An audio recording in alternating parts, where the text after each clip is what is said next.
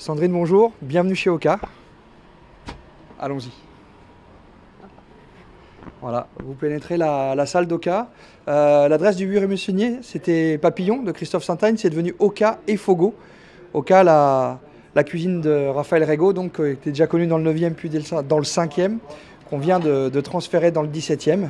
Et voici cet univers, 16 couverts, une cuisine très intimiste, avec vue sur la cuisine du chef. Et puis on va montrer quelques éléments aussi qui correspondent à cet univers gastronomique. On a la chance d'avoir une belle console centrale, ce qui nous permet d'être au milieu de cet univers de Oka. On a travaillé sur différents éléments avec Raphaël. On voulait un grand classicisme, donc c'est pourquoi on a voulu Christophe, avec cette gamme Auria, donc qui est absolument magnifique. Elle est déposée sur un plateau qui vient de Woodmata. On voulait faire des échanges de matières. On a le bois, on a l'argenterie, on a le verre, puisqu'on travaille avec la maison Riedel, la maison Zalto aussi. Et puis voilà, des petites productions comme ça qu'on arrive à retrouver, qui est la maison Ilaké, qui fait des choses en verre assez spécifiques et qu'on utilise en assiette à pain, et on est en train de développer une autre assiette avec eux. Des choses aussi fabuleuses, c'est ce genre d'objet. C'est un verre à thé qu'on a détourné, qui est devenu un verre à eau, fait par Laurence Brabant, voilà, qui est vraiment une artiste fabuleuse, qui a des collaborations avec Saint-Louis et d'autres personnes. Mais ces petits objets, on a voulu que le verre à eau se dérobe au sein de la table, parce que là, on a gardé un peu de surprise pour notre amie Sandrine. Mais la table est vierge, une table brute, on n'a pas de nappage. On a juste un très joli linge pour la serviette, mais l'idée, c'était d'avoir un verre à eau qui disparaissent quasiment sur la table une fois qu'on vient le positionner. Et on a un verre à vin qui se pose juste à côté. Voilà, notre mise en place, c'est un verre à eau, un verre à vin, et puis la table qui s'anime au fur et à mesure du début de votre repas, et de faire d'Oka une expérience un peu particulière. Les assises sont confortables, on a des jolis luminaires, on a un joli moquette, et puis surtout ce fauteuil, on est les seuls à l'avoir en Europe. Les autres personnes qui l'ont, c'est le Copacabana Palace à Rio de Janeiro. Voilà, c'est vraiment une siège de designer brésilien qui est très spécifique. Et voilà, Sergio Rodrigues. Et on est très fiers d'avoir ces assises très confortables qui nous rappellent le côté carioca de cette maison franco-brésilienne. Qu'est-ce qui t'a donné envie de rejoindre ce projet avec Raphaël Rego ? Alors déjà, l'ambition de Raphaël pour construire une maison qui est absolument à son image. Il ne faut pas oublier qu'Oka, c'est littéralement la maison en tupi-guarani. Donc ça représente tout à fait l'état d'esprit de Raphaël. Recevoir des gens comme chez soi, faire de ce moment un moment assez particulier, où c'est une mixité entre l'esprit d'un restaurant et vraiment l'esprit personnel d'accueillir quelqu'un chez soi. Et c'est vraiment ce projet qui m'a beaucoup plu. Je me posais plein de questions sur quoi faire après Yamcha, où j'ai passé 8 années fabuleuses avec Adeline, et j'avais envie d'un projet, me mettre un peu en danger, aller chercher quelque chose de nouveau. Et Raphaël a frappé à ma porte au bon moment, et le projet est chouette, le profil de personne correspond parfaitement à ce que je voulais et à ce que je suis. Et du coup, j'espère inscrire des longues années avec lui sur l'évolution de sa maison.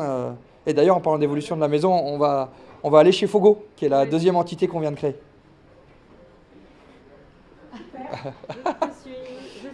Voilà, donc on y va. Donc l'avantage, c'est d'avoir Oka et Fogo qui est relié par un simple et même couloir.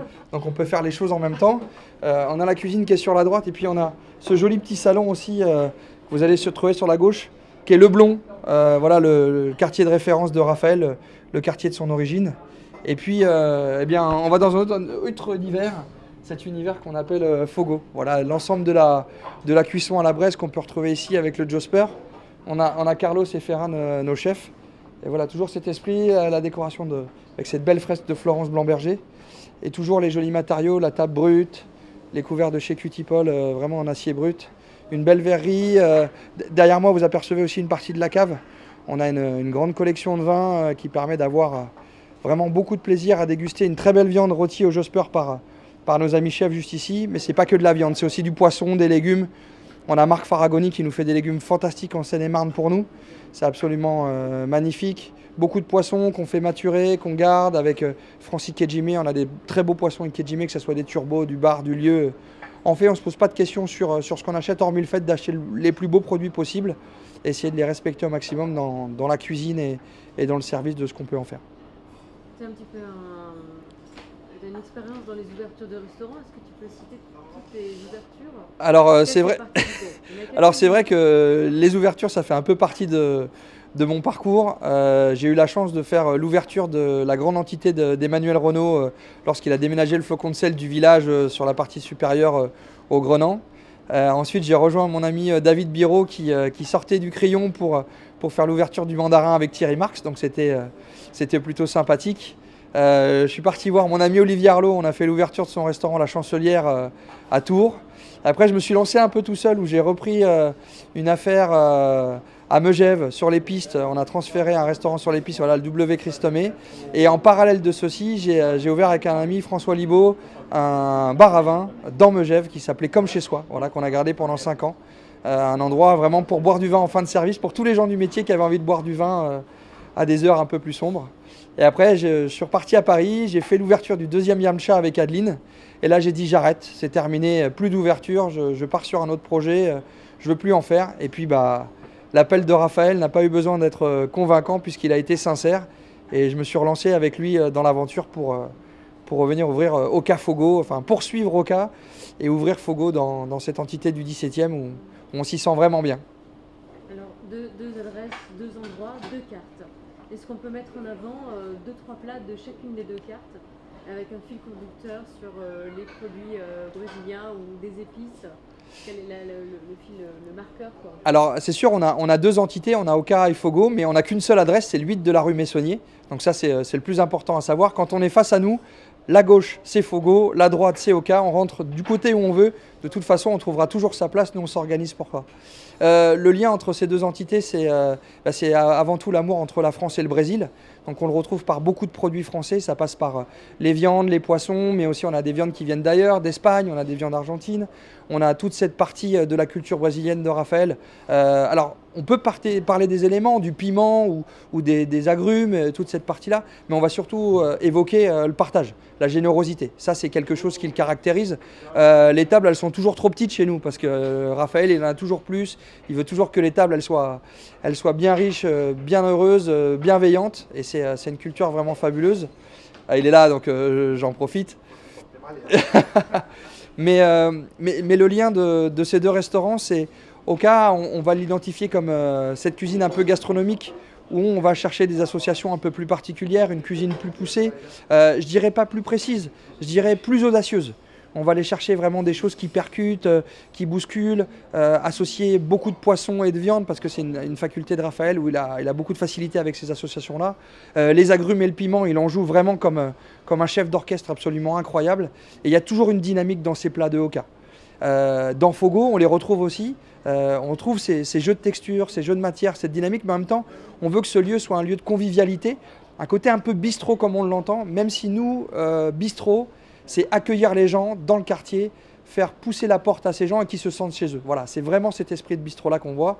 On a vu les tables, elles sont en marbre. On a plus de nappe à carreaux sur celle-ci, mais en tout cas, l'atmosphère est la même.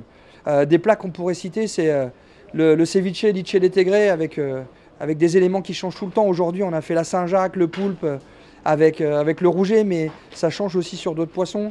On a des magnifiques volailles qui sont rôties au Josper qu'on a découvert tout à l'heure. Et puis on va parler des desserts de notre chef pâtissier Alexandre, où on fait un grand classique, oui, le Saint-Honoré.